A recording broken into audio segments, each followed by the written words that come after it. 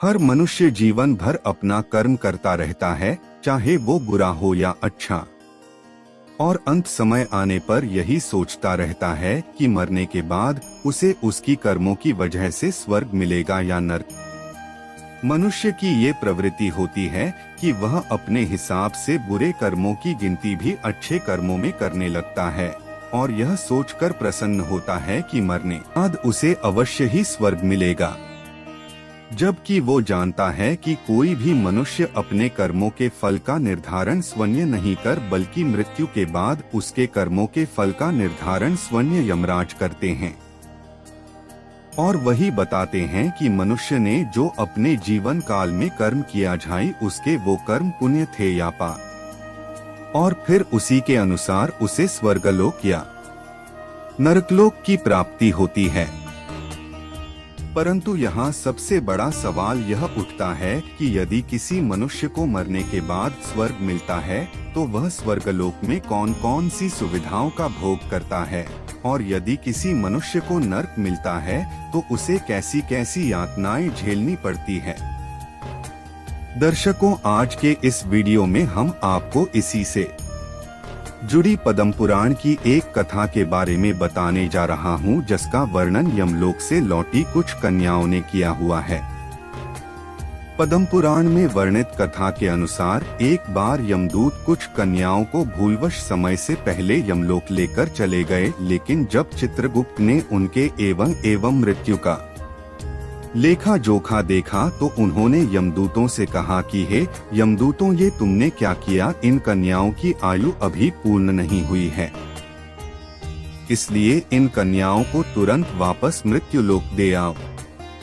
उधर जब इस बात का पता उन कन्याओं को चला तो उन सब ने यमदूतों से कहा, हे भगवान, आपकी इस भूल की वजह से मेरे परिवारजनों को जो कष्ट पहुंचा है उसके बदले आपको हमें ये आलोक दिखाना और इसके बारे में संपूर्ण जानकारी देनी होगी, तभी हम सभी वापस धरती लोक जाएंगे, अन्यथा यहीं रहेंगे। कन्याओं की बातें सुनकर यदूत घबरा गए और दौड़े दौड़े यमराज के पास पहुँचे और उन्हें सब बात बताई। तब यमराज ने अपने दूतों से कहा, तुम लोगों को अपने भूल का प्रायश्चित करना ही होगा और बदले में उन कन्याओं को यमलोक के दर्शन करने होंगे। यमराज की बातें सुनकर यमदूत तुरंत कन्याओं के पास आए और उन सभी को पूरा यमलोक दिखाया। फिर जाकर वे कन्याएं धरती लोक वापस आ गई। धरती लोक वापस आने पर उनके बंधु बांधव खुशी से झूम उठे और सभी ने उनसे यमलोक के बारे में पूछा, जिसका वर्णन कन्याओं ने इस प्रकार किया। कन्याओं ने कहा, यमलोक का वातावरण बड़ा ही घोर और भय उत्पन्न करने वाला है। वहाँ हमेशा सभी जीवों को विवश होकर जाना पड़ता है। गर्भ में रहने वाले अथवा बूढ़े, स्त्री, पुरुष या नपुंसक सभी तरह के जीवों को वहाँ जाना होता है। वहाँ चित्रगुप्त अपने सहायकों के साथ मिलकर देहधारियों के शुभ और अशुभ फल का निर्धारण करते हैं। पृथ्वीलोक पर जो शुभ कर्म करने वाले कोमल हृदय तथा दयालु पुरुष हैं, वे सौम्य मार्ग से यमलोक में जाते हैं। नान प्रकार के दान और व्रतों में संलग्न रहने वाले स्त्री पुरुषों से सूर्यनंदन यम की नगरी भरी है। माघ स्नान करने वाले लोग वहां विशेष रूप से शोभित होते हैं। धर्मराज उनका अधिक सम्मान करते हैं। वहां उनके ये सब प्रकार की भोग सामग्री सुलभ होती है। माघ स्नान में मन लगाने वाले लोगों के सैकड़ों हजारों विचित्र विचित्र विमान वहां शोभा पाते हैं। इन पुण्यात्मा जीवों को विमान पर बैठकर आते देख सूर्यनंदन यम अपने आसन से उठकर खड़े हो जाते हैं और अपने पार्षदों के साथ जाकर उन सब की अगवानी करते हैं। फिर उन्हें विमान पर बैठाकर स्वर्ग को भेज देते हैं। स्वर्गलोक की कहीं तुलना नहीं है, वह सब प्रकार के दिव्य भोगों से परिपूर्ण है। इस प्रकार उनकी अनुमति ले पुण्यात्मा स्वर्गलोक में जाते हैं। वही जो क्रूरतापूर्ण कर्म करने वाले और दान न देने वाले पापी जीव हैं। उनकी आत्माएं यमराज के घर अत्यंत भयंकर दक्षिण मार्ग से जाते हैं। यमराज का नगर अनेक रूपों में स्थित है। उसका विस्तार चारों ओर से 86,000 योजन में है। पुण्य कर्म करने वाले मनुष्यों को वह बहुत निकट सा जान पड़ता है, किंतु भयंकर मार्ग से जाने वाले पापी जीवों के लिए वह अत्यंत दूर है। वह मार्ग कहीं तो तीखे कीटों से भरा होता है और कहीं रेत एवं कंकड़ों से, कहीं पत्थरों के ऐसे टुकड़े बिछे होते हैं जिनका किनारा छुरों की धार के समान तीखा होता है। कहीं बहुत दूर तक कीचड़ ही कीचड़ भरी रहती है।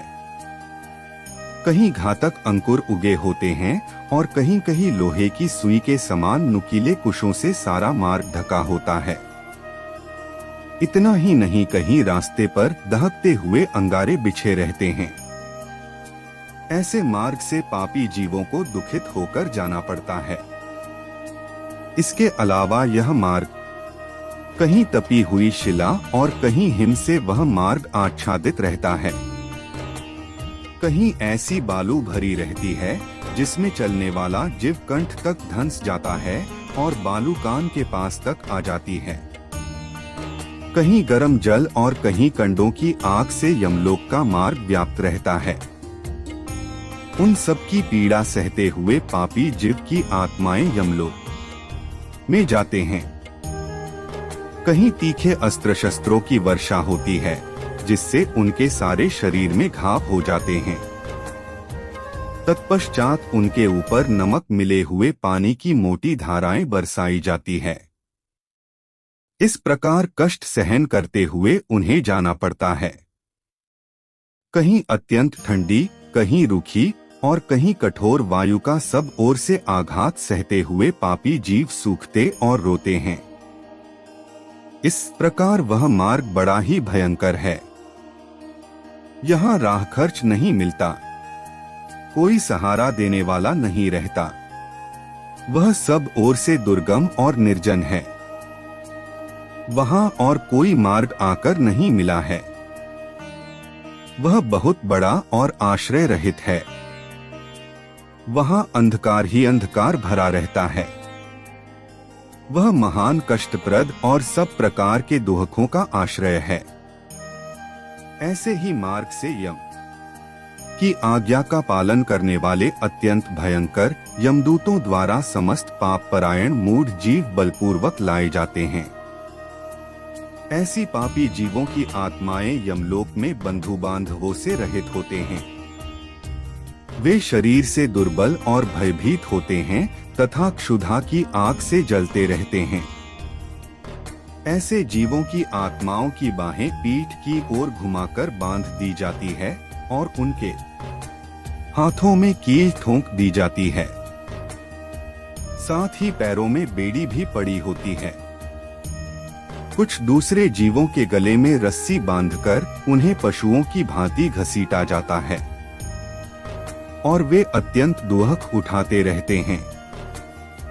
कितने ही दुष्ट मनुष्यों की जिह्वा में रस्सी बांधकर उन्हें खींचा जाता है। किन्हीं की कमर में भी रस्सी बांधी जाती और उन्हें गरदनियां देकर इधर उधर ढकेला जाता है।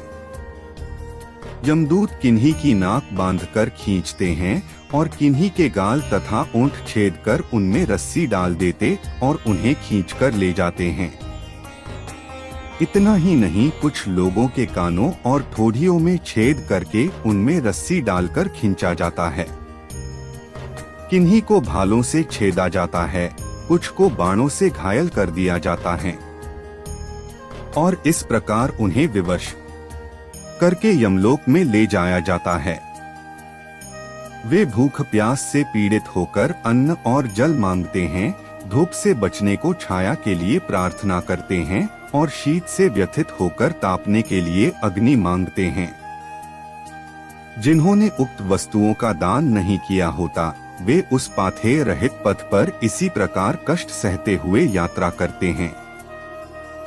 इस प्रकार अत्यंत दुखमय मार्ग से चलकर जब वे प्रेत लोक में पहुंचते हैं, तब दूत उन्हें यमराज के आगे उपस्थित किया जाता है। तब यमराज और चित्रगुप्त उन पापियों को धर्मयुक्त वाक्यों से समझाते हुए फटकारते हुए कहते हैं कि वो खोटे कर्म करने वाले पापियों, तुमने दूसरों के धन हड़प लिए हैं और सुंदर रूप के घमंड में आकर पराई स्त्रियों के साथ व्यभिचार किया है। मनुष्य अपने आप जो कुछ कर्म करता है उसे स्वयं ही भोगता है, फिर तुमने अपने ही भोगने के लिए पाप कर्म क्यों किया? और अब अपने कर्मों की आग में जलकर इस समय तुम लोग संतप्त क्यों हो रहे हो? हेलो दोस्तों, आपका हमारे चैनल पर बहुत बहुत स्वागत है। इसी तरह की और वीडियोस देखने के लिए हमारे चैनल को सब्सक्राइब करके बेल आइकन जरूर दबाएं। Thank you.